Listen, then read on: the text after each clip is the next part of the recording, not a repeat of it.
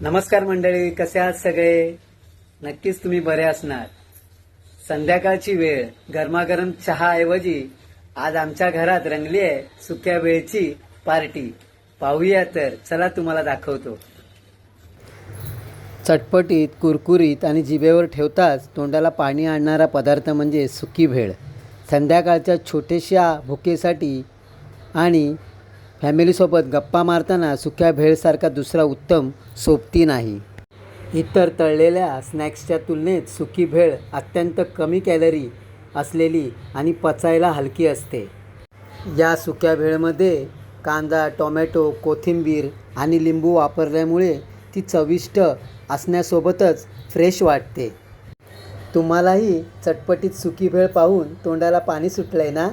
मग वाट कसली बघताय? आजच संध्याकाळी घरच्या घरी किंवा तुमच्या आवडत्या भेळवाल्याकडे जाऊन सुक्या भेळची आस्वाद घ्या. ओल्या भेळीपेक्षा ही भेळ एकदम वेगळी असते, कारण यात ओली चटणी न वापरता सुक्या मसाल्यांचा आणि कुरकुरीत घटकांचा वापर केला जातो. त्यामुळे ही शेवटपर्यंत अगदी कुरकुरीत राहते. पूर्वी लोकांची पहिली पसंती हीच कुरकुरीत सुकी भेळ असायची. कमी खर्चात पोट भरणारी आणि जिभेला चटकदार चव देणारी ही भेळ प्रत्येकाच्या आठवणीचा एक भाग होती. पण आजकालच्या फास्ट फूड आणि पिझ्झा बर्गरच्या गर्दीत ही पारंपरिक सुकी भेळ कुठेतरी मागे पडल्यासारखी वाटते.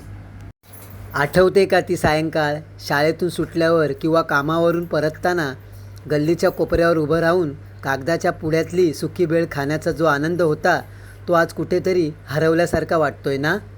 तुम्हालाही सुकी भेळ आवडते का? कमेंटमध्ये नक्की सांगा आणि व्हिडिओला लाईक, शेअर करायला विसरू नका. धन्यवाद.